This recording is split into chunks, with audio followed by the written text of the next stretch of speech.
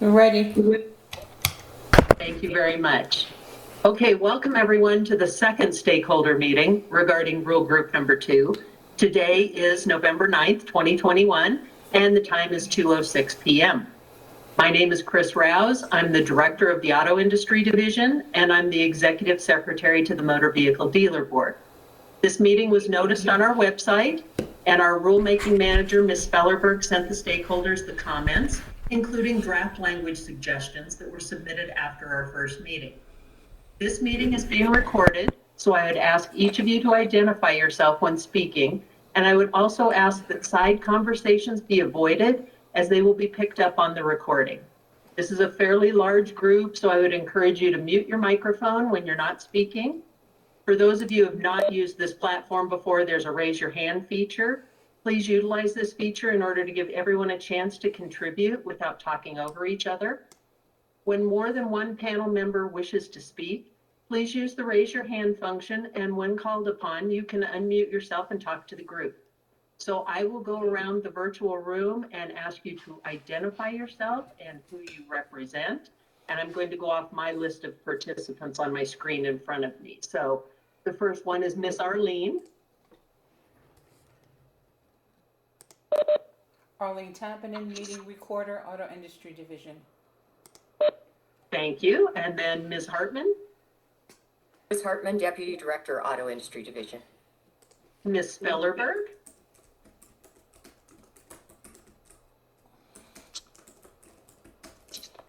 Ms. Spellerberg. I am so sorry. I didn't think that I was muted. My name is Beth Spellerberg. I'm the Rules Administrator for the Auto Industry Division. Thank you. Ms. Staberg. Yes, this is Christine Staberg with General Motors. Thank you. Mr. Cardella. David Cardella, the CEO of the Colorado Independent Automobile Dealers Association. Thank you. Ms. Breeden. Gloria Breeden, Compliance Investigator with the Auto Industry Division. Thank you. Mr. Mullins. Jared Mullins here. I'm with Tractor Supply Company. Thank you. Thank you. Mr. Perry. Perry with General Motors. Thank you. Mr. Abood. Jerry Abood. I represent the power sports dealers in Colorado. Thank you. Mr. Opeka. Good afternoon. I'm John Opeka. I'm the agent in charge with the Colorado Department of Revenue Auto Industry Division. Thank you. Mr. Dexter. Good afternoon. I'm Josh Dexter. I'm a criminal investigator supervisor with the Auto Industry Division. Thank you. Ms. Schaefer.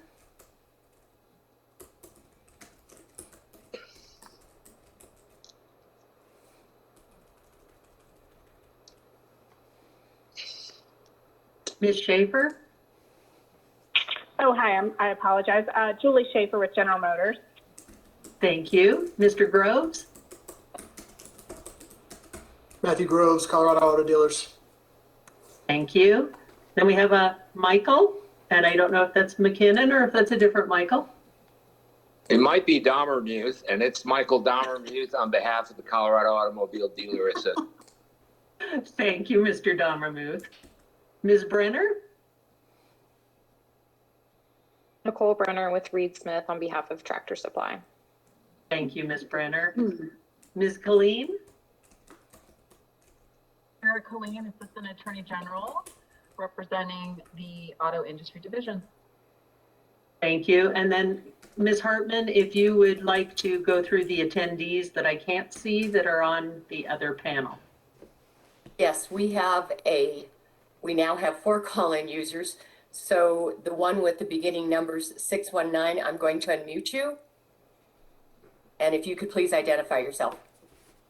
Yes, good afternoon. This is Hal Lennox on behalf of General Motors. Okay, thank you. The next one with the beginning number of 970, I will unmute you. Yes, this is Landon Gates with the Power Sports Dealers Association. Okay. Next caller I have is a 303, and I will unmute you. Mike Buchanan on behalf of CIADA. Okay, and the next call-in number that I have is frozen. It begins with an 8, so I am going to unmute you. Hi, this is Nelson Scott with the Power Sports Dealers Association. And Ms. Rouse, I also moved Mr. Amend over. Thank you very much. Mr. Amend, would you like to introduce yourself to the group, please? Thank you, Director Rouse. Just want to say hello, good afternoon, everyone. And I am Corey Amen, the Senior Director of the Specialized Business Group. Just looking to listen in today and learn. So thank you very much.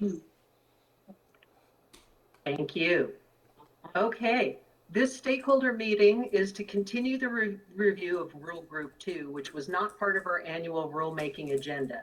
We received multiple requests to review advertising rule number 3 in light of the pandemic, global supply chain issues, and microchip shortages.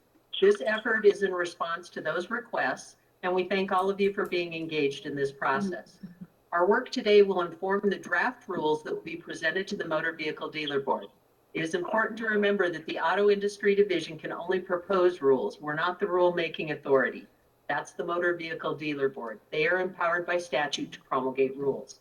After last month's meeting, we at the division became aware that it's very difficult to capture the names and the organizations that were in attendance. Therefore, I would ask that you would kindly go onto our website and complete the virtual sign-in sheet at your earliest convenience. And I thank you in advance for doing that for us. So at the end of the first stakeholder meeting last month, we asked for draft language suggestions from the group. We then met internally to review those suggestions and attempt to craft a draft rule that we can discuss and refine today. That draft was included in the email Ms. Spellerberg sent to you, along with the comments she received from the group. While it's extremely difficult to craft a rule which all parties get everything they wish for, I'm confident that we can remain consistent with our guiding principles, and that is that rules need to be transparent, they need to clearly articulate expectations of licensees, and rules need to be grounded in law. Additionally, one of the Motor Vehicle Dealer Board's primary missions is consumer protection. Please keep these principles in mind as we discuss the proposals and create the draft rules that we will present to the Motor Vehicle Dealer Board. Also, please remember to have respect for those presenting positions that may not align with yours. I will now turn the meeting over to Ms. Spellerberg to guide us through the discussion on the draft language and the comments that were submitted to date. Hi, can you all be muted? I'm getting a lot of feedback on this end. I don't know if it's from the call-in people or what, but is that better? It sounds better. Hi, everybody. Thank you for coming and participating in this second stakeholders meeting for Rule Group 2. We received a tremendous amount of feedback and suggestions for the proposed regulation having to do with advertising Rule 3.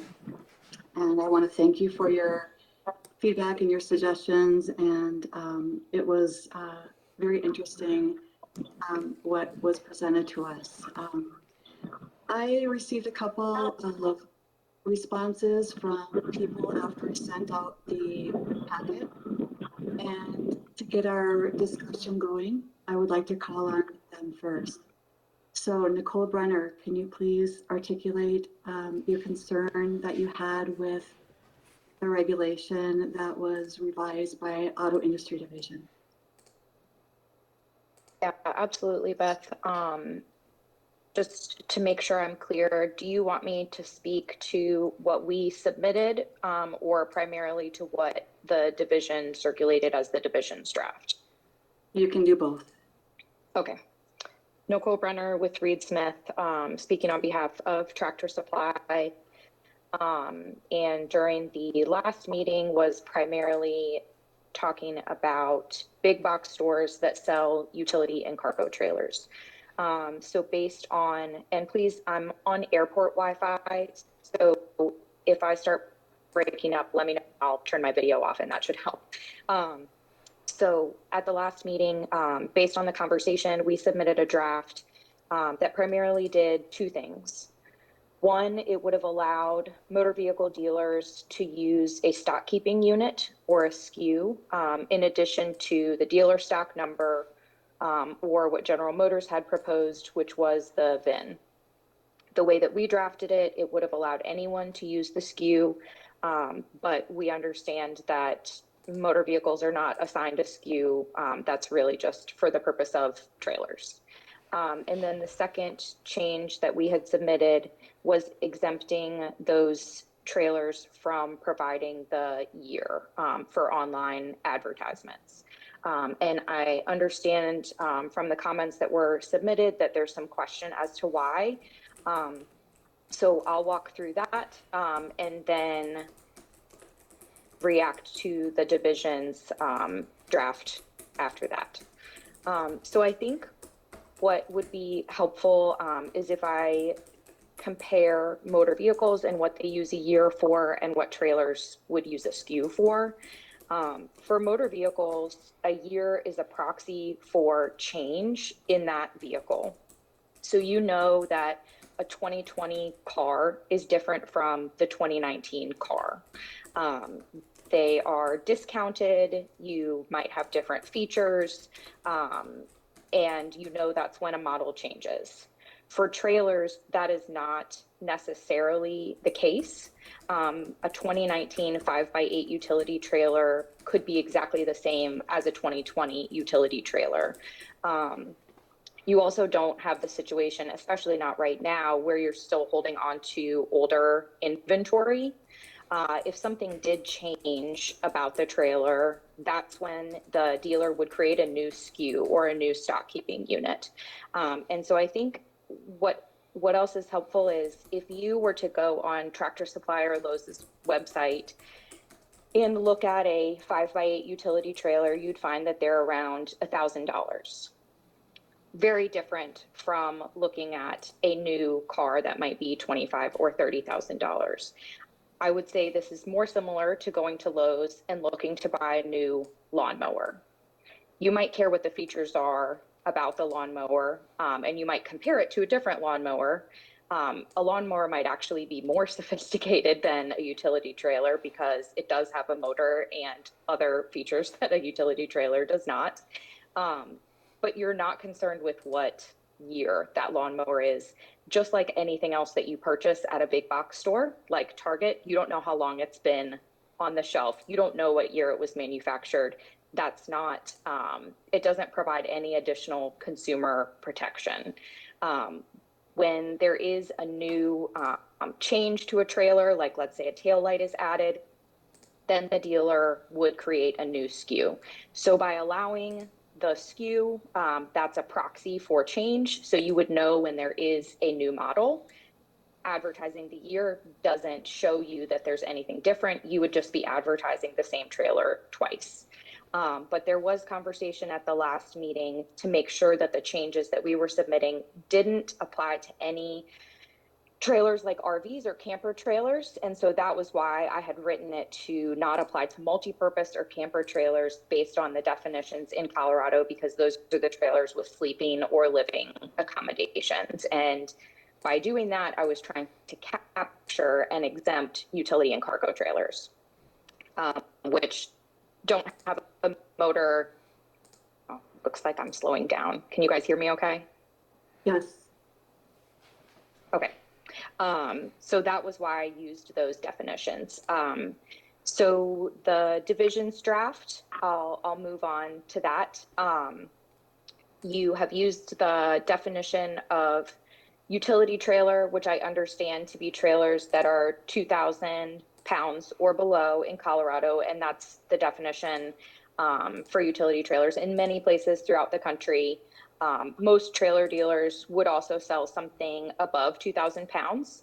And so the effect of that would be, particularly for a big box store, we would not be able to make those sales via the website in Colorado. Those trailers would still be visible because it's a national website, but they would be listed as not available for sale via the internet in Colorado if they were over 2,000 pounds. And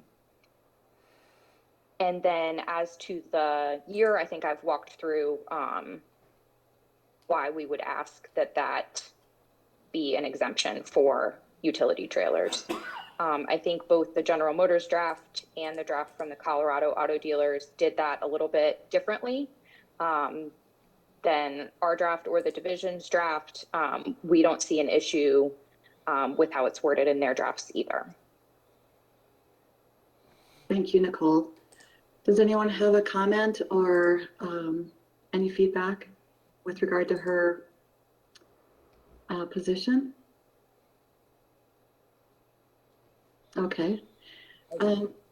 I was just going to call on you, Mr. Abood. I'm sorry, I didn't hit the right button, I apologize.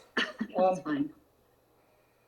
Not to be contradictory, and I'm not trying to be contradictory, but I have a different take, I think, on this issue of a SKU and trailers being essentially of a utility nature being all the same, and that the consumer protection is served by not including the model year. The first one is manufacturers of trailers source the materials from different places. They may order and build from Japanese steel. They may build from U.S. steel. They may buy tires from one company. They might buy tires from another company. So while, yes, there may be a similarity, it is not always identical from year to year. Secondly, while you may compare a 2020 to a 2019, how about a 2019 to a 2023 when they do make a change? You're under no obligation under the law to acknowledge that change. It isn't that it's untrue to say that the trailers are very consistent in many ways, but they do change. So what does the law do when the model actually does change? Are they still allowed to use that SKU number for that trailer? Sounds to me like they would under this, and under what Tractor Supply is asking. The other one is trailers don't go on sale. Well, a lot of dealers, and I would say that my power sports dealers, when they buy a lot of this product, they can buy it in Florida, which means that they pay a monthly cost. So if they sit on a trailer for 2 years and they need to get it out of inventory, to say that they won't sell a trailer on sale doesn't make any sense, because it's just like a motor vehicle in that respect. It acquires a different value depending on storage, if it's off-site or if it can be in the main site. It differs in the cost if they're flowing through a company or a bank. All those costs can accumulate. So between model years, an older trailer might have to go on sale to get it out of inventory because it's acquiring too much money, and this happens all the time with all products. This is nothing unique. And motor vehicle dealers and power sports dealers have done this for many years. So that's another concern I would have. What if one trailer was damaged? They all have the same SKU. You're not compelled to advertise the VIN number. So therefore, what if one trailer is damaged and the other one isn't? If you're not required to do that, which one do you sell to the customer that you've advertised? Do you sell the damaged one, or do you sell them the one that looks perfect in the picture? So I just overall have problems. I mean, to say there's no way for manipulation of the public or for the consumer interest to be perfectly left intact by not requiring a manufacturing date is, to me, still to some degree to allow the seller to hide important information. That's the end of my comment. Thank you, Mr. Abood. Can I respond? Yes, you may. Thanks. Thanks, Mr. Abood. Nicole Brenner, again, on behalf of Tractor Supply. So hopefully I can address at least one of your concerns as to whether or not there was a difference in models. The rule speaks to advertising a specific motor vehicle. And so if there was a change or a difference and the year was exempt, that would still require a separate listing, or at least that's my read. And I'm sure those that actually enforce the rule their opinion is the one that matters, but the rule requires advertising a specific vehicle. And so if there was a difference, that would have to be accounted for in a different listing for a different trailer. And So if you're not done, again, I'll hold I don't on. think the year is proxy for that. The only thing I'd say about that is. And then I think the second. Go ahead. Sorry. That's okay. The second thing, there is not, I'm not saying that trailers are never put on sale. I'm saying that trailers aren't necessarily put on sale based on the year to clear out inventory like motor vehicles are. And especially right now, trailers are not sitting there for years. If anything, it's the opposite problem. And we would like to have more inventory of trailers and to be able to sell them. They're not sitting in the store. And so by requiring a new SKU and new cataloging of inventory every year, it would slow down the seller's ability to keep their inventory up to date and be able to get trailers to consumers, which is part of the purpose of this work group in helping the industry work through those delays and not create more delays. Quick response, if I may? Can I respond? Well, go ahead, Jerry. This is all I'm gonna say, then I won't add anything to that.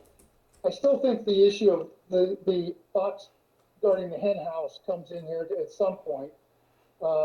The issue of you can't get enough product has been a problem for our power sports dealers too.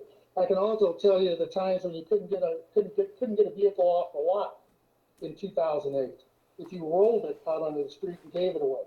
So markets change, products change, it's all dynamic. And to me, the best way to guard against dynamicism, if you will, is to have something that really identifies unequivocally which unit you're selling. And to me, I can't see a huge difference when you say trailer's not cheap anymore. They're $3, $4, $5, $6. If you want a nice enclosed one, they start getting close to $10,000.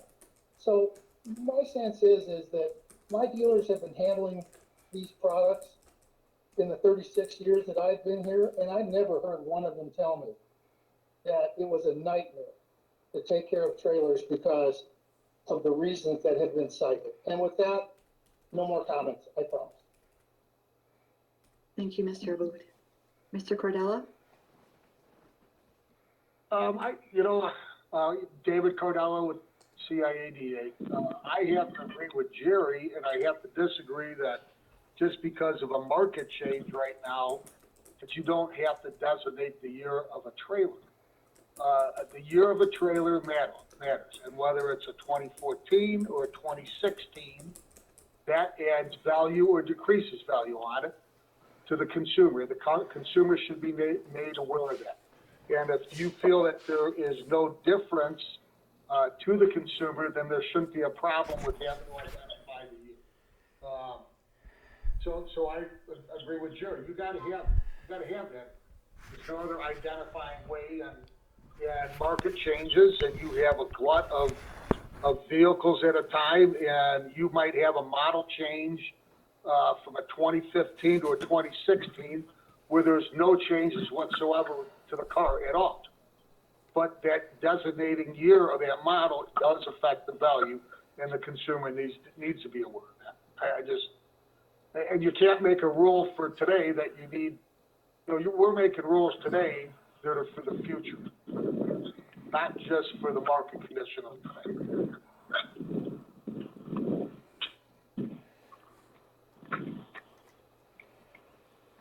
Anybody else want to? Go ahead. Go ahead, Ms. Brenner. Yeah, I just, thank you. I'll take Mr. Cardella's point as to not creating rules just because of a situation that we're in right now. Understood. That is not the reason for requesting an exemption from the year. The reason is because trailers don't vary year to year. They're the same thing over and over. And so I would argue that it would create more consumer confusion to have two listings for the exact same trailer. And as I said to Mr. Abood, if there is a change in the trailer, we would have to create a separate listing, and that is represented by the stock keeping unit. Ms. Brunner, that would be salesmanship on the person selling the trailer, telling the consumer there is no difference between this 2020 trailer and the 2021 trailer. The year still needs to be identified, in my opinion, and I mean, that's never been done in the history of the advertising of any motor vehicle. And a trailer is a motor vehicle because you put a plate on it. So I do not see how you, I vehemently disagree, but that's. Speaking on behalf of a national company operating a national website, speaking on behalf of multiple companies operating national websites, this isn't a problem in other parts of the country.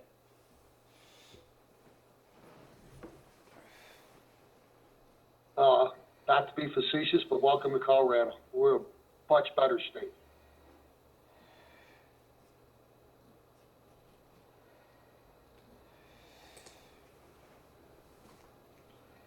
This is John Opeka with the auto industry. I guess a couple points I would bring up is on the SKU. I understand what you're saying about the SKUs need to change anytime the trailer changes, but that's also coming from an ethical company that does things like that. We have to look at the market as a whole, not necessarily what a national chain is doing. And when we're doing rulemaking, should we be making exceptions just for a large chain that may cause or allow the unscrupulous dealer who's not dealing with those types of things wiggle room in there? And you may be right as far as a utility trailer, a 2019 and 2021 not having any difference in value, but when there's no year on there, who's to say that that's not 20 years? And maybe those trailers are exactly the same for 20 years ago, but I would say that that trailer that's sitting in a dealer's lot, having all of the elements and everything else on that dealer or on that trailer, that may affect the value of it.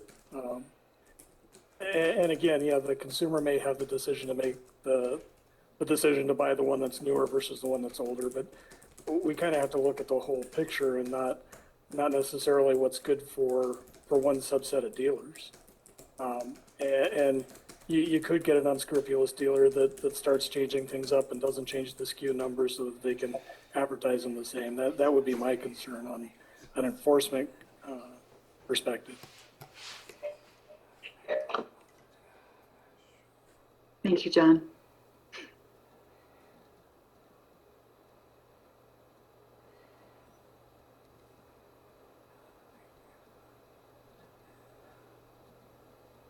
Does anyone else want to weigh in on this conversation? This is criminal investigator Dexter with the automotive industry. I have one question. So hypothetically, and I don't know the answer to this, but does the consumer that's registering a 2021 trailer, are they liable for more taxes and fees when they register that trailer than somebody who is registering a 2019 trailer?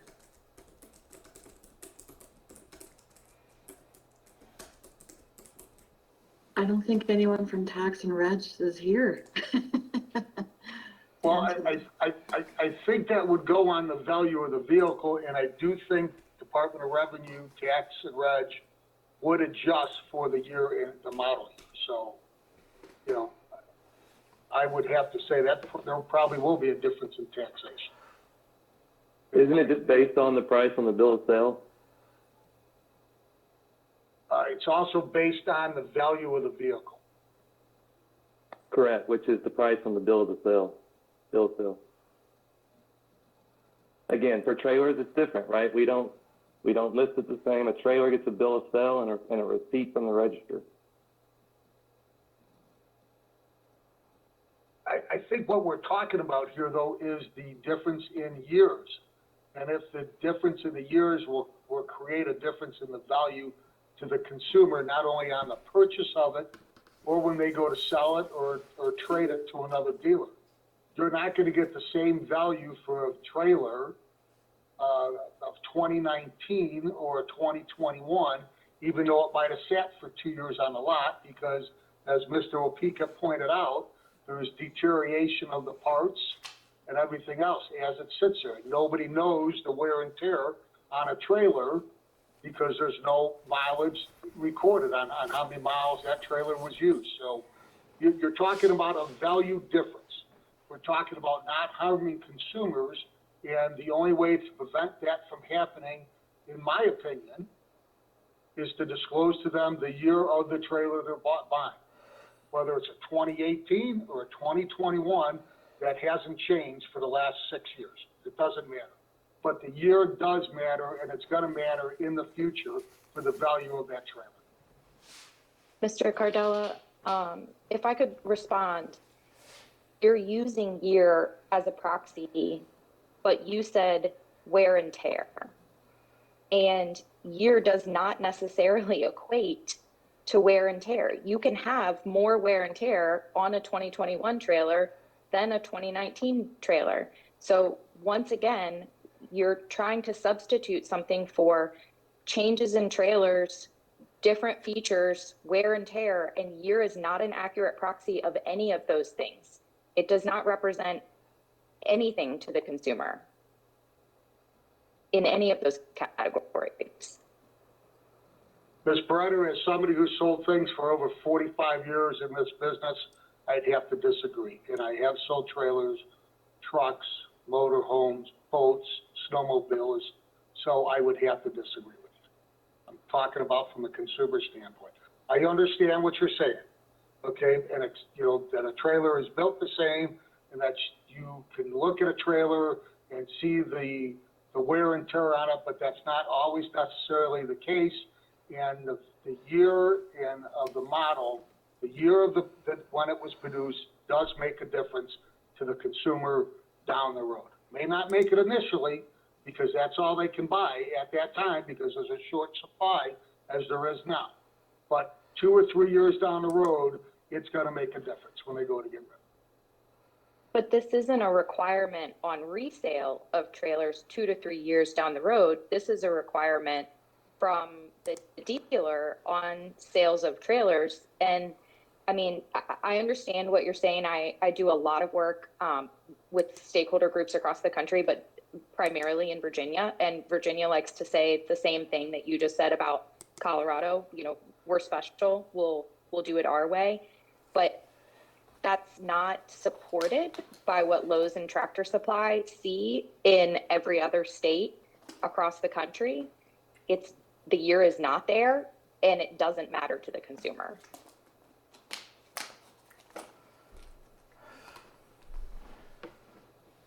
This is Criminal Investigator Dexter again with the Auto Industry Division. I can see both of your points as far as the initial retail purchase of the trailer, but you know, Colorado's a very arid, dry state. Rubber, anything made out of rubber here is going to age faster than it would in a lot of places. And if you have a tire that's sitting somewhere for 2 years, whether it rolls or not, it is deteriorating.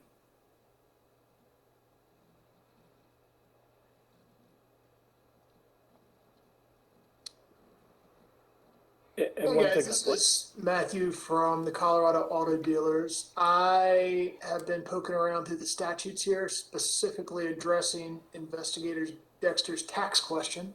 On the question of would there be a difference in the tax bill for different years of trailers on the sales tax side, use tax side, obviously no, that would be based on the purchase price and that would be denoted on the bill of sale. I think maybe where that question was going was the specific ownership tax.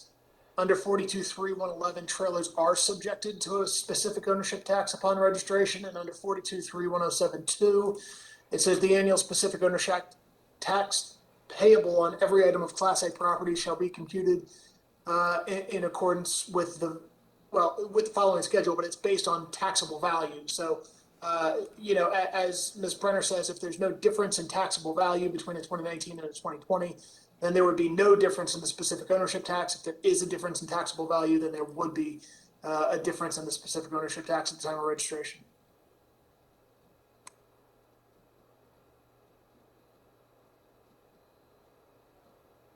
And something I'd like to bring up, this is John Opeka with the auto industry again, is we're talking about advertising here. So it's not that the dealer wouldn't still be required to disclose the year at the time of sale. It's a matter of them trying to get the customer in the door and whether it's appropriate or not to have the year be part of that. So just that's something to keep in mind to focus on what this is really and truly going to affect. But to go into just opening it to any type of cargo trailer, something else to keep in mind is that starts bringing in things like semi-trailers, bulk semi-trailers, liquid type trailers. So you start opening up things there where that could change things here too.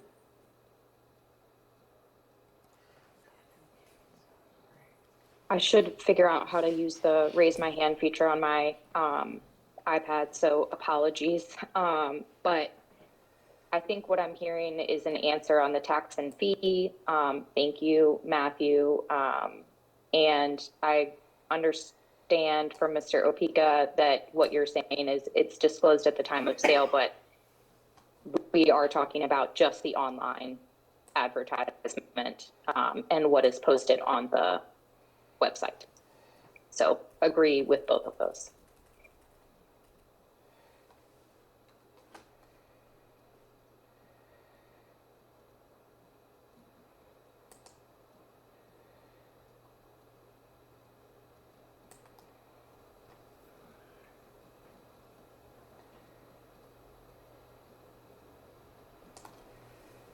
Anybody else have any other comments? Sorry, I'll add one more I thing. have my hand raised, so sorry.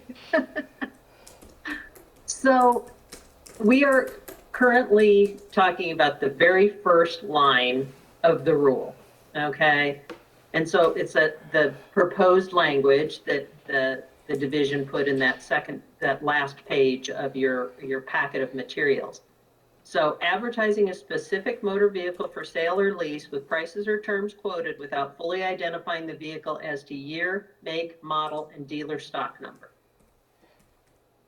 I think that we're not going to probably reach consensus on this from what I am hearing from this group. So would it make sense to move on to the A, B, and C portion of it, and then circle back to this discussion at the end of this and maybe see where we're at with that? That sounds good. So getting to Rule 3, Paragraph A, I think we had a consensus at the last meeting that this was okay language, nothing needed to be revised or changed or amended. Is that true? Because we didn't make any changes there. I think CIADA sent an email in reference to this. I think he brought up about 24 hours as opposed to 5 days. But I thought we talked through that at the last stakeholder meeting. I believe you're correct, Ms. Fellerberg. I don't think anybody after the discussion, had any changes on this, but you still have an opportunity now. So if somebody wants to say that something in A is a problem for them, now's your time to do it, because I think we all were in consensus at the end of the last meeting, but things may have changed since then. Is this on the rule, changing the 5 days to the 24 hours? No. Thank you.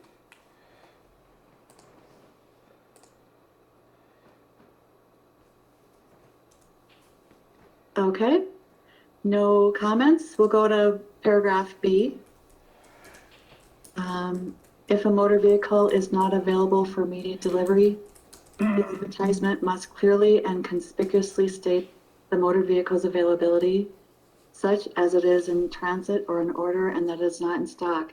And we took this language from one of the examples that Jeffrey Perry sent us from GM, of the states that had language in their rules or regulations regarding availability, and advertisement. And this was Oregon's. This is under Oregon's. And this is, see, Oregon is on page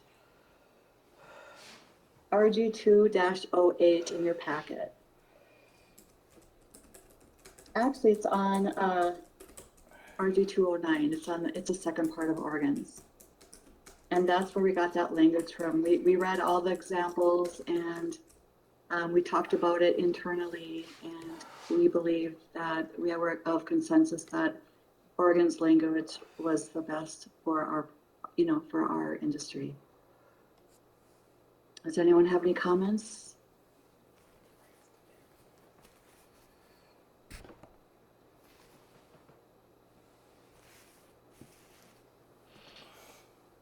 Okay, we'll go on to paragraph C. Utility trailers as defined by section 42.102.111 CRS may use a stock keeping unit, SKU, in lieu of a dealer stock number. All vehicles may use a complete 17-digit VIN number in lieu of a dealer stock number. We internally, we thought we're not going to please everybody in the industry with some of this language, but this might please the most. What do you think?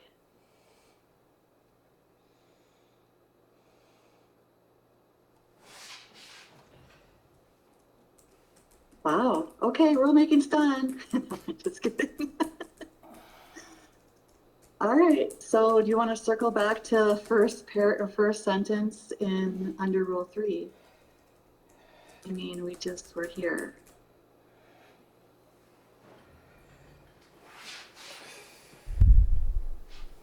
So this is Chris Rouse. So I don't know that we're going to get consensus on the year on the trailers.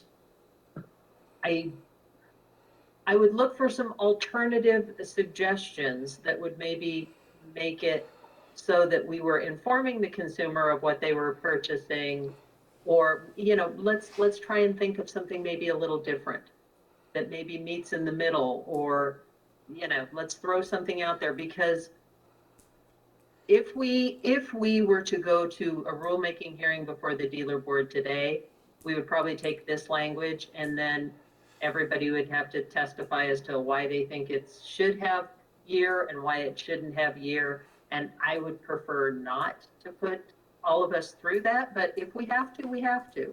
But if somebody has some great suggestion for some different language, please speak up.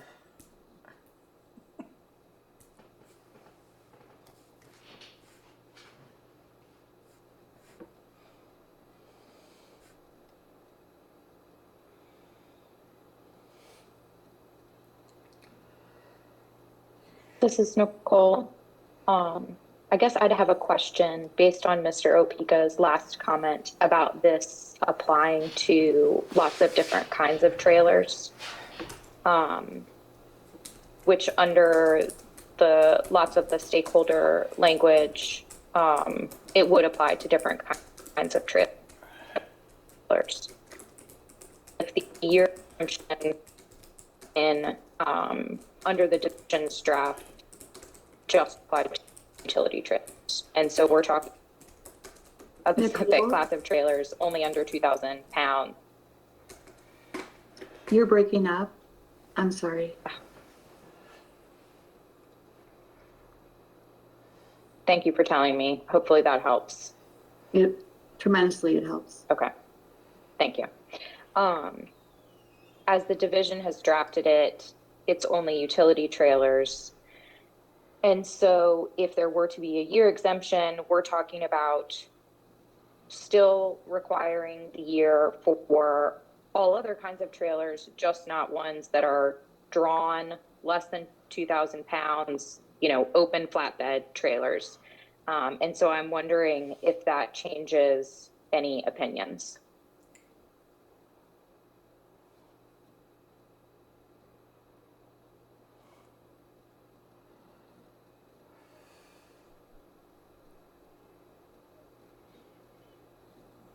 I think it helps. I think it alleviates the concerns I have when you start getting into semi-type trailers, because you start getting a huge group of trailers that that starts to open up a lot of mischief. Again, as far as alleviating or addressing everything, I'm not sure if it does or not. I mean, that's we've had several other people who have concerns, but I think that helps. If that answered your question. Yep, thank you.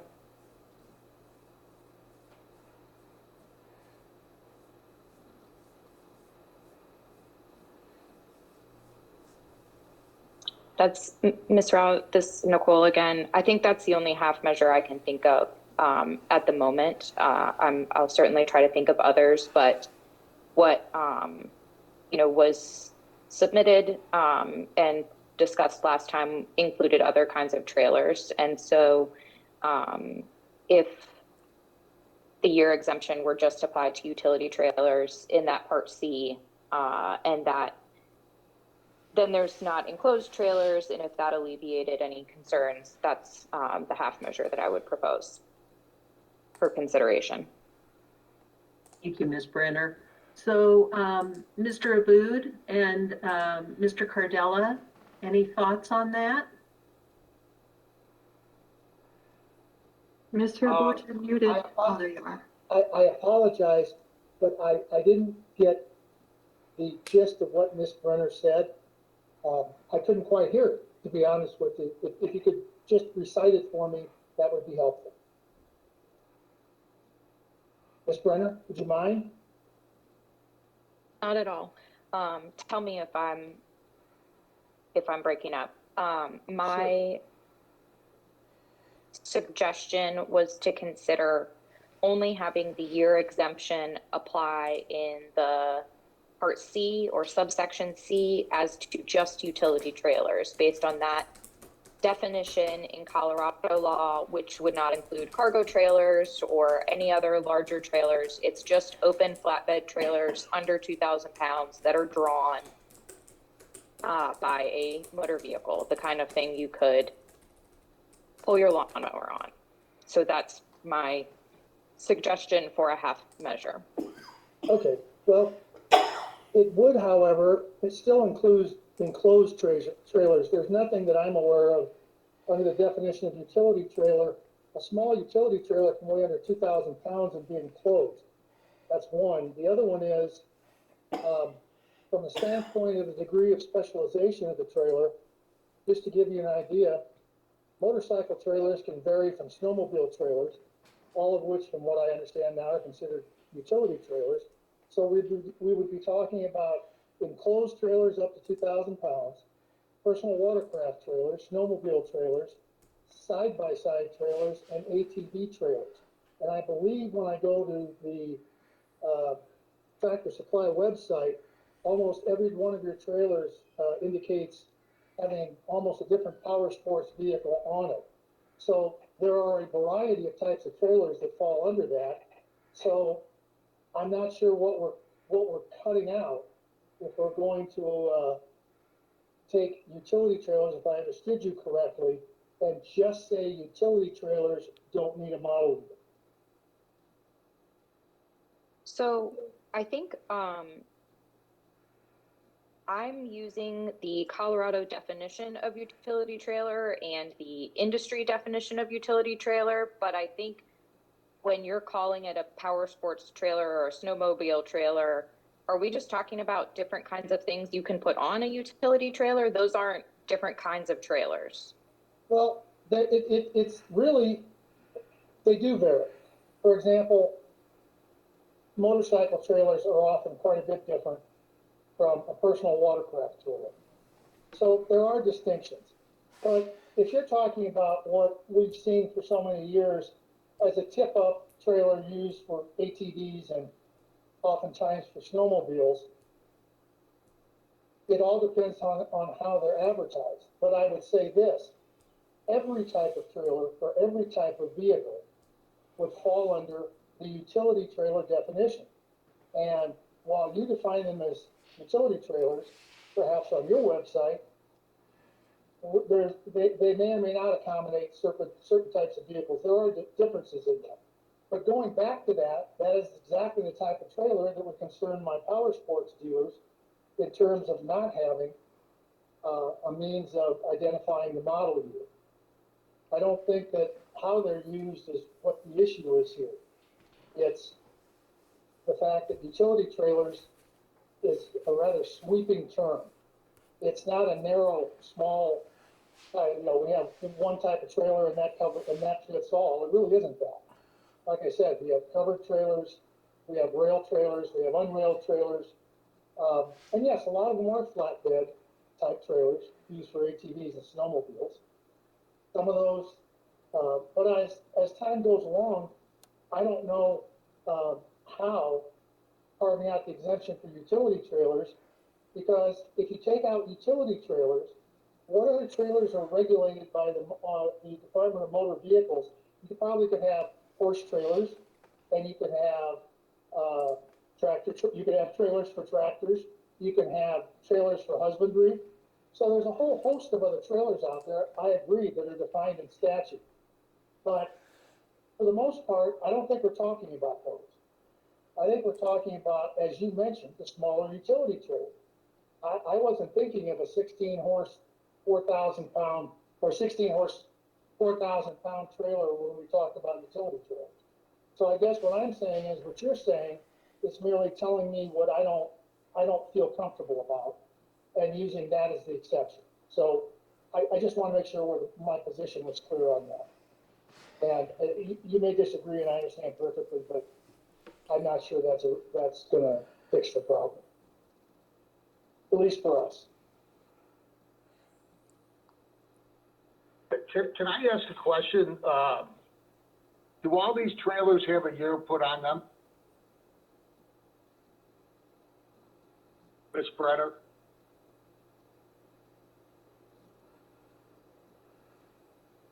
I'm not sure I know what you mean by put on them.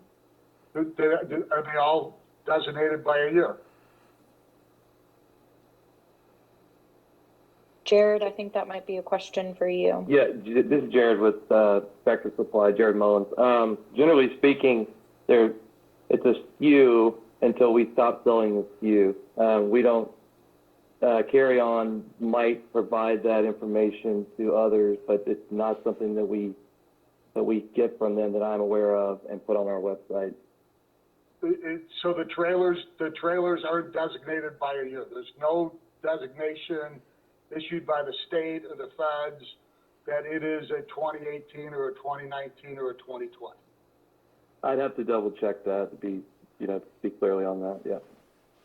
Not to my knowledge.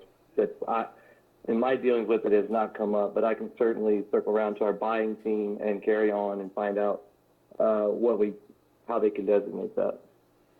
So if they're made in 2018, they're not designated as made in 2018, and if they're made in 2020, they're not designated as made in 2020. They're just designated as a SKU number? So what happens is their model numbers to carry on, they'll make a model number. The same model number would be the product model number would be the same model number that you would see if Carry On makes it for Lowe's. You'd see the same model number on both websites, my CSC's and Lowe's. The SKU is a stock keeping unit that we assign to it. But what I'm saying to you is, unlike a rollover in model year for a car, the trailer, we don't sit down and say, okay, what's the upcoming season going to look like? No, it's the same trailer coming hot off the press each year. We don't sit down and say, let's change the model this year and add a new. We don't have those kind of conversations and processes built in place. I understand that, but is it designated as a model year, as a year that it was? No, I'll double check, but to my knowledge, no. To my knowledge, no. Right. So if there's not designated any year anywhere, why are we having this discussion? If there's never been a Because year the law- that's been designated in when it was produced, and I gotta doubt that that's true. I think they are produced in a year, and the trailer does have that year that it was produced in designated on the trailer. Ms. Rouse, maybe you could shed some light on that? Well, I did have my hand up because I do have a question. Are they sold on an MSO or an MCO? Because the VIN number, the 10th character, tells you what the year of manufacture is. Yeah, so each store would have, would receive the MCO, and I would have to, again, double check what I'm saying here. I'm just saying that, I can answer the question on a follow-up. But to the question of why is it an issue? It's because it's in the regulation. I'll go a step further, Mr. Cardella. Currently, we're not selling into the state of Colorado, but by the mere fact of them being on the website without the year, we're technically in violation of your law, of the Colorado statute, because we don't have a year on there, even though a Colorado resident cannot purchase on the website. So just by virtue of running a nationwide website into Colorado, we violate the law, and we're not even selling it. So we're here to actually to help, not to make things worse, but I understand your point. I will get follow-up information on how the year model is designated on each trailer that we receive, and I'll follow up with Nicole with that, and we'll get you that information. Hey, Jerry, can you shed some light on that? As a power sports dealer, I mean, do these trailers, are they on an I was MCO actually once they going have to, the year? hang on a second, let me make sure am I muted? No. Okay. Actually, I was gonna call a dealer, I was gonna get off of here and call a dealer and see if I could find that out immediately. So I may do that. So I'm probably gonna check right now and see on the utility trailer if the VIN number itself is on either whatever you want to call it, the statement of origin, the certificate of origin, whether the VIN number. Now, it is possible that the VIN number could contain an identification of the model year, but the model year is not identified separately on the MSO or MCO. So I need to ask that question to find out. I was always under the assumption that they always had to have the VIN on there, and the VINs being the same number, why would they not have the identification of the model year in the VIN? And I'd ask maybe one of our investigators if they've ever had a trailer situation that was stolen, and whether the VIN number itself, in your experience, carries the model year. Forget whether it's listed on the MCO separately. Does the VIN identify the model year on a utility trailer?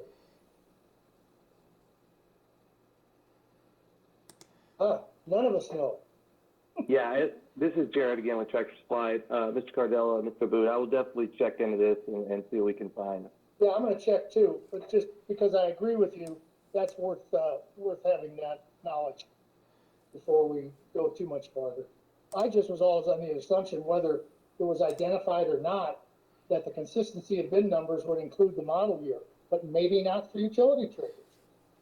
Well, since 1981, VIN numbers have been standardized in the United States at 17 characters. And as Ms. Rouse said, the 10th digit is always the year of manufacture. So John, are you saying that you can identify a trailer's year of manufacture through its VIN? Yes. That's what I thought. Okay, I guess that answers that question. That may not carry through for power sports, but for motor vehicles that carries through, and trailers are considered Yes. motor vehicles. Yeah, absolutely. It just happens trailers are motor vehicles. That's the only reason I asked the question specifically. I already know about the power sports do. They are identified by model year, just like everything else. So I guess to answer the question, that unless I missed something, the VIN itself does have or represent a specific model year, and whatever documentation you get for the vehicle then must identify for you what model year you're getting, unless I'm missing something. Yeah, this is Jared Mullins again with Tractor Supply. I think the issue is the online advertisement, right? We're running a national website. Showing two pictures of the same unit with 2 different years just to satisfy the regulation is a bit cumbersome. And again, as Nicole's made the argument, is that it doesn't necessarily help the consumer in the facts of this utility trailer. Now, we've all heard the counter arguments and whatnot. I think that's the point, is that it's the online advertisement. Certainly, we're going to be upfront with the customer, and if the VIN shows the year the year it was made, then obviously the customer gets that information. It's more back to the point of trying to maintain the website that goes into 49 states and trying to not run afoul of the Colorado regulations is the challenge here. So I don't think that, again, I'll look into the question about the year, but I just want to reiterate the point. It's about the online advertisement. Mm-hmm. Well, my question, may I ask a question, Ms. Roos? Ms. Rouse, excuse me. Yes, sir, Mr. Abood. What I guess makes me somewhat uncomfortable too, and makes the dealers uncomfortable, is that we're suggesting that because it's an internet ad, it doesn't have to contain certain information that you would be required to put in, let's say, a local radio commercial, or, even if it's VIN number 1675, SKU number 2632, it'll be advertised as a 2014 or a 2013 or a 2020 or a 2021. And I understand what Tractor Supply is saying. When you're working with the internet, it's a convenience issue. But then if that's the case, that really doesn't change the fact that all in-state non-internet advertising would still have to contain that information. So the argument must be it's convenience. But when it comes to not being on the internet, the convenience argument goes away and we get stickier, we get tougher. I have trouble reconciling that for the ease of advertising. It's either across the board, quite frankly, because then the arguments apply across the board. But advertising is advertising. If I have to put up 3 pictures of a trailer in the Denver Post, if we still had the Denver Post, it wasn't online, but some form of advertising that's not online advertising, I would have to identify the 2 trailers.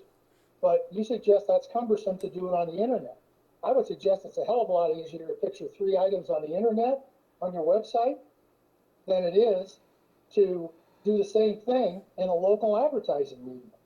So I'm not sure why the convenience argument is and why it should be convincing or determinative in this case.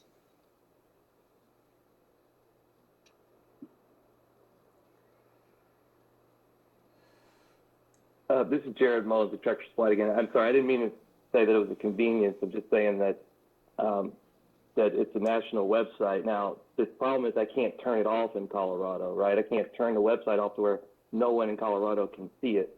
So in order for me to comply with the law, I can't. I have, we're trying to find a happy medium. And the second point, we wouldn't advertise in the Denver Post because we wouldn't be able to meet that criteria.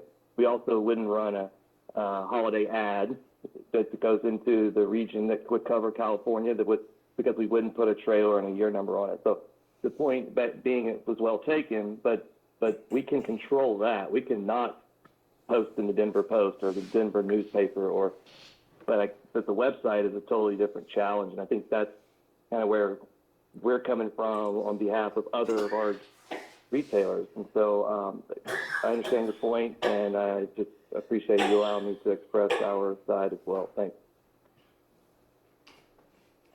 Thank you, Mr. Mullins.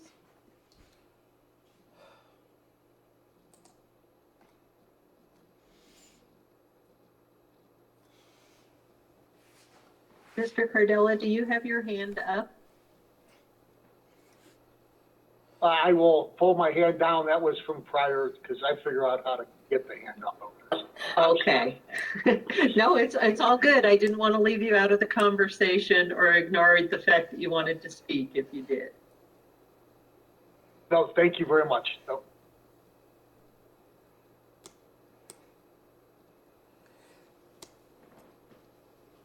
Okay, so we're kind of at a lull here.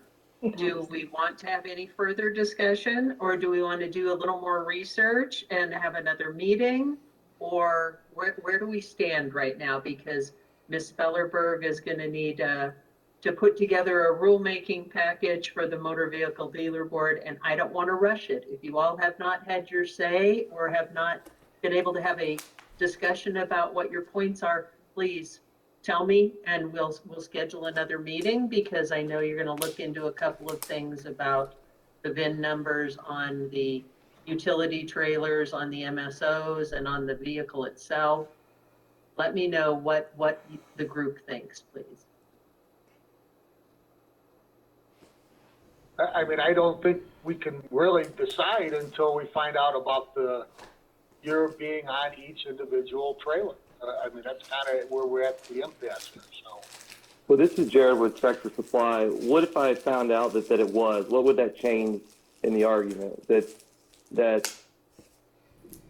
I guess help me understand which way it sways you, whether or not we find that it does or that it doesn't. What's the value in finding that it's in the VIN? Well, if they aren't designated by the year, then this is a useless argument. If they are designated by the year, then that needs to be information in the ad. I don't know. You can't change something because it's all of a sudden inconvenient. This is the way that's been done in this state forever, and it's a good way because the consumer needs to know that what's being advertised is a 2019 or a 2020 or a 2021 or a 2014 if it hasn't changed in 7 years. If there's a serial number on it, that's what you're advertising. That's what you have. That's your leftover product. I'm sorry it's still left over. I'm sorry it hasn't changed, but you're asking to change an advertising rule that's been applied to everything across the board for eons. And there's a lot of advertising rules that are inconvenient for my members and for my dealers, but they are what they are. I mean, you can't change it because of inconvenience. I just don't understand I can't understand why it can't be understood that there is a difference between a 2016 trailer and a 2021 trailer when it comes to value to the consumer, and they're entitled to know that. Fair enough. Thank you for clarifying. And, you know, we are talking about new cars, right? So we're not used cars here. So that's the key point. We wouldn't be selling 2016 used trailers. We'd be selling the newest trailer that's available. But I understand your point, and I'll certainly look into it. Thank you. Anybody else have their hand raised? Because I wanted to ask a quick question. I thought, and maybe I missed something, I thought we resolved the question that every utility trailer that's manufactured, the VIN number will identify the year it was manufactured. I didn't think that was an outstanding question. I thought John addressed that. What am I missing? I'm sorry if I did miss something. Please tell me what it was. This is Nicole. I actually sort of had the same question. John said that, or what I heard him say, and hopefully he'll clarify for us. What I heard him say was that because trailers are motor vehicles, it is in the VIN. Yes. But trailers are only motor vehicles in Colorado and a few other states. They're not considered motor vehicles in the majority of states. So I'm not sure that that's necessarily the answer. Was also hoping y'all could tell me which digit of the VIN is supposed to be the year. Mm-hmm. I would understand. I will say this. It's the 10th character in a VIN that identifies the year of the vehicle. But the reason that this whole thing about the VIN started, that we started this conversation, is if you have the VIN number on the actual trailer, then the customer can see that it's the 10th character and will know the year. but that has nothing to do with the advertising. What I'm saying as far as the advertising is, y'all can see it too. So why can't you say what year it is?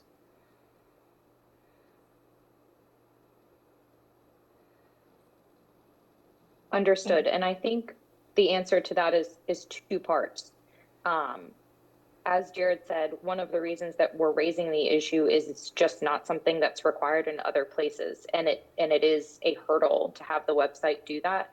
But from a policy argument, I think I understand Mr. Cardella's point about 5-year-old trailers. That's probably not new trailers, but the point of these regulations and going through the rulemaking process, my understanding was to update them.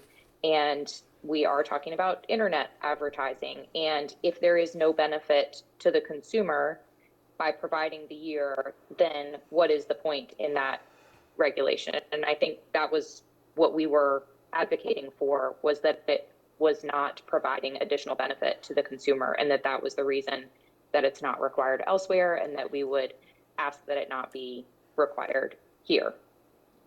I didn't quite get that, because I don't know that we all agree that there's no room for mischief by doing what you're suggesting. I think you've already made an assumption that isn't necessarily true. I have not heard anybody on the, I guess if they agreed with you 100%, then we wouldn't be having a discussion, because it wouldn't be negatively impacting any consumer in the state of Colorado. But I can tell you, I know this, the first charge of the Dealer Licensing Board and the AID is to protect the consumer. So I guess the most powerful argument those who are in favor of this can show is it does not present any issue of consumer harm. And I haven't seen that argument made strongly enough to sway me that there isn't mischief or possible mischief afoot. And it doesn't have to be because corporate's doing it. All it has to be is one of your, and I don't know whether Tractor are all company owned, or they may well be, or whatever, but you know, the less room for mischief, the better. That's my theory, and it's always been. And you know, it's more work for everyone. And I do understand the internet, but the internet didn't change the charge of the auto industry division or the board, to the best of my knowledge. And that's probably a problem. And you focused on it, and I wouldn't disagree that that creates great heartburn, because we do have a collision between modern technology and what is still a statutory charge. And trying to get those resolved, because that's what we're actually doing, is trying to get that issue resolved on that basis of new technology, not yet necessarily developed to the point where the checks and balances are in place, and putting that up against what the mood of the agency is, and perhaps what the mood of the legislature is. And I realize that's difficult, and I realize that that creates a lot of problems for all of us. But I'm not sure it's not one of those that is going to be easily decided on the basis of either convenience, or we can't simply find any impact on the consumer because it's on the internet, or the product doesn't change much. I don't know. I would gladly submit some language. I'm going to rack my brain to see if I can come up with something. I just don't know how we can reconcile those two issues that easily. And it doesn't make any difference what Arizona does. I don't know what the statutory charge of their auto industry division is and how they feel about it. They may have an entirely different charge, they may have a different desire, and they may favor competition on the interstate, on the internet more than Colorado does. I don't know. I'm just saying that this is really, you know, a really difficult thing to wrestle with because of the technology and the fact that it is true. In some ways, the law has not caught up with the impact of the internet, because that's what we're facing.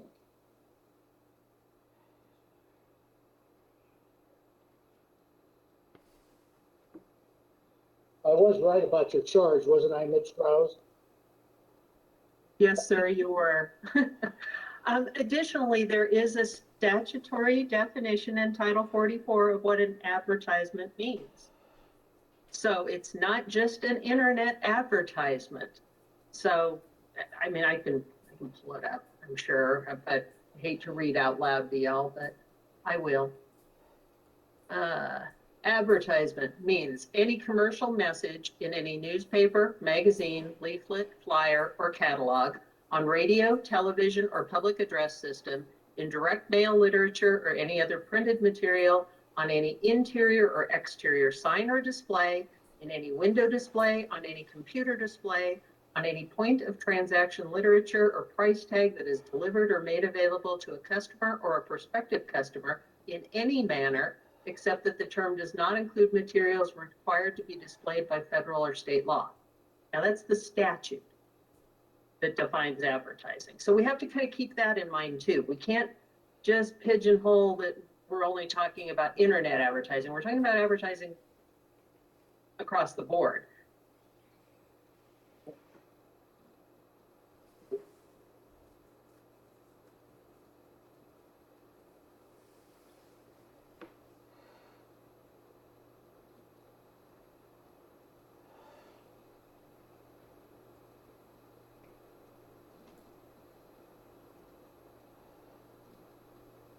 So we're at that awkward quiet time again. So I'm going to utilize this awkward quiet time to just check with a couple of other people to make sure that if we're doing a next meeting and it's going to be discussing this whole, trailer situation, to be able to use the SKU or have to use the year and all of that good stuff. I want to make sure that we're not leaving out Mr. Perry or Mr. Lennox. You've been very patient while we've all been discussing the trailer issues. Are you good with the issues that you brought forward for this rulemaking in the first place? This is Jeff Perry. And looking at the proposed changes that you've put together, you obviously moved some things around in the paragraphs, but I think it all comes together and works for what our original intention was. Terrific. Thank you, Mr. Perry. Ms. Rouse, this is Hal Lennox, and I will simply concur with what Mr. Perry said. Thank you. Appreciate you asking, though. Fantastic. Thank you, Mr. Lennox. So, Ms. Fellerberg, is there any other items that we need to discuss at this meeting before we make a determination on whether or not we're going to do a little more research and have another meeting? No, we just need to ascertain whether or not that's something that the stakeholders are willing to do, is send us some more language choices to use to try to appease everybody here. So just that and a date. This is John Opeka. I hate to bring this up, but we did talk about this at the last stakeholder meeting, but there was a proposal on RG 2-13 that addresses the time frame for advertising. Has that been resolved, or do we need to talk about this?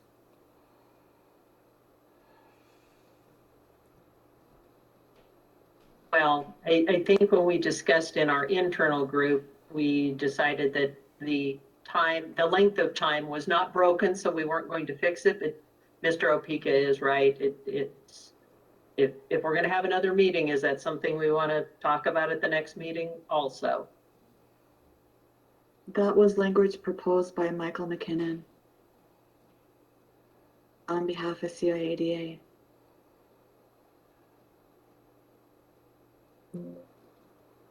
Michael? So that's not accepted, or we have to discuss that still? It's it's your meeting. So if that's something you still want to discuss and hammer out, we're here for you. We're here for the industry. I mean, if you're accepting the language, I think it's a reasonable change to the language in the rule, so I haven't heard anybody oppose it, or that's what we proposed. So I'd like to see it entered in and the language changed. I would have significant concerns with that language. First and foremost, it's when you're talking about it's on the date that would this apply to print advertising, so like mailers? And if it does that mean that the date that we're going by is based on the date the mailer was mailed, the date the mailer was printed, or the date the mailer was received by the consumer. And the other concern I would have is that I could have a consumer that shows up with a advertisement with today's date and goes to the dealer, and the dealer could say, oh, we put that on our website yesterday, so we're not going to honor that advertisement anymore.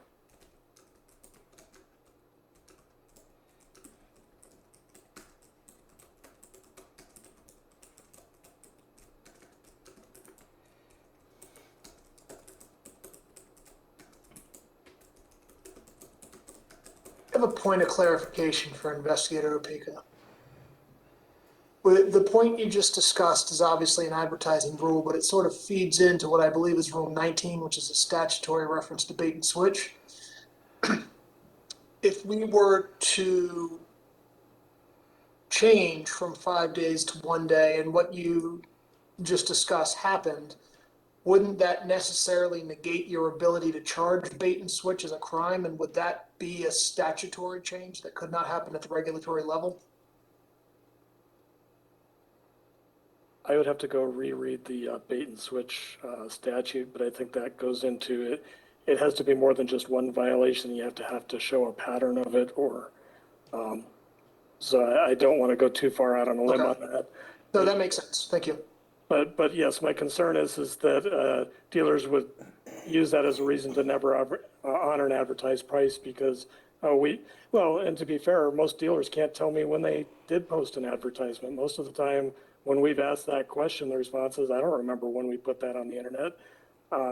So it's not reasonable to understand when the dealer posted something, much less when a consumer goes in 6 weeks later with this advertisement and the dealer doesn't want to honor it.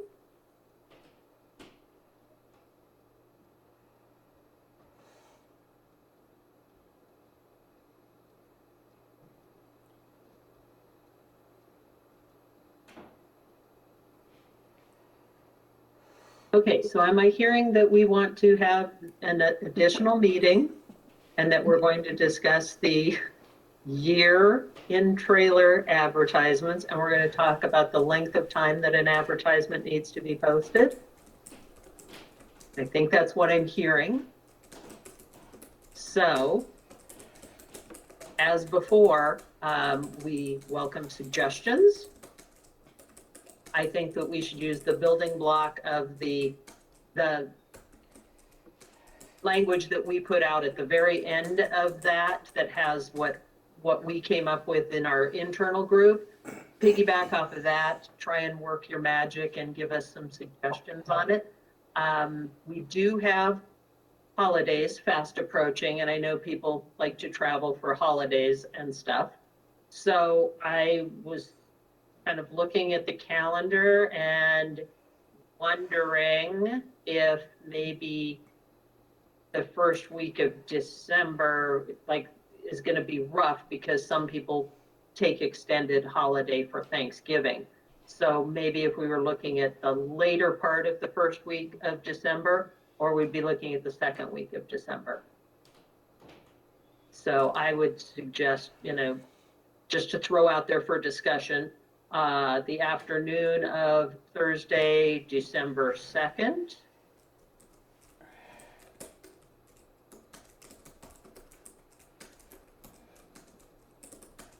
I'm good with that. Is there anyone that would have a problem making that due to, family commitments, holidays, et cetera, et cetera? Let's do it the easy way. Who can't do it? This is Jared Mullins with Tractor Supply. I would not be able to do it, but if it's a firm date and has to be on the books, then Nicole and I could align and maybe she could carry the torch. That is assuming Nicole can make that date. Well, and I can look at the following week. I was just trying not to push it out too terribly far for everyone, but I'm happy to look at the following week. And, once again, we could look at Tuesday, December 7th, or Wednesday, December 8th, or Thursday, December 9th.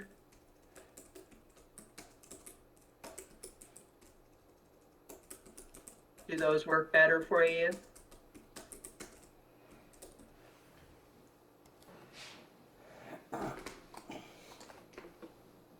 Mr. Mullins, does that work Yeah, better for you? yeah, I'm sorry. I'm looking at the calendar. Oh, I'm sorry. Didn't mean to rush you, sir. No, that's okay. So I'll be traveling for business the first, second, and the third. So the following week, 6th is good, 7th is good, 8th not so good, 9th is good, 10th is good. So preferably not Wednesday that week. And guys, I know there's a lot of stakeholders here. I'm looking at my calendar. If it's a problem, I can align with Nicole and we can figure this out. So don't let me be the impediment. Well, a lot of this, has to do with you and your specific business issues and model and all of that good stuff. So I definitely want you to be represented at this. So is Tuesday, December 7th in the afternoon working for everyone? Let's put it this way, who doesn't it work for?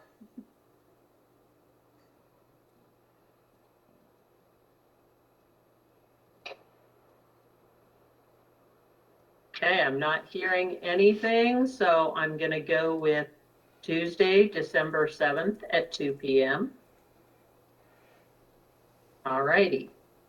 So for language, proposed language, the sooner you can get it to Ms. Spellerberg, the better. And I'm going to let Ms. Spellerberg speak as to when she really has a drop dead. I need to put all this stuff together and get it out to all the stakeholders date.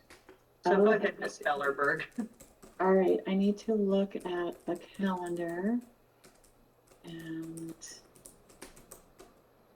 I don't have it up, so hold on, please. Probably the end of the month of November, and let me look what that would be. Thank you for your patience. Friday the 26th. Oh, wait, no. The week before. Friday the 19th. Can you all provide that to me by Friday the 19th? This November 19th? By close of business?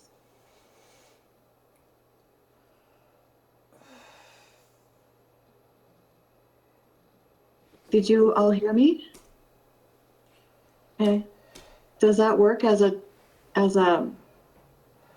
provide me the So this is for discussion points or changes to what we've submitted by the end of the 19th?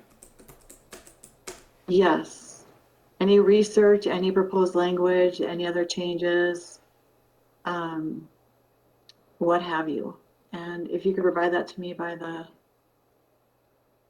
whatever I said. The 19th. Could we extend that just a bit? Only it seems to be, tomorrow's Wednesday. Sure. Can we do it? Can we do the 26th? Oh wait, that's Thanksgiving. I see why you did that. Yeah, that's what I first had, but I'm like, well, that's not enough time for me to put it all together and then have an internal meeting with my fellow colleagues. Yeah, fair enough. All right, we'll do our best. Yep. Well, maybe let's do how about the Monday? Suppose you all don't work on the weekends. Yeah, I think it's fine. This information, my only challenge is this information is going to come from other sources besides, I've got to reach out to the manufacturer and that kind of thing. So let's keep it at the 19th and we'll keep you updated directly, Ms. Spellerberg, if that's okay. That's fine. If you need an extension or, we could work out something. Hopefully I'll be able to have time to put the language together and meet with my colleagues to discuss what was provided. But thank you, appreciate that. All right, thanks.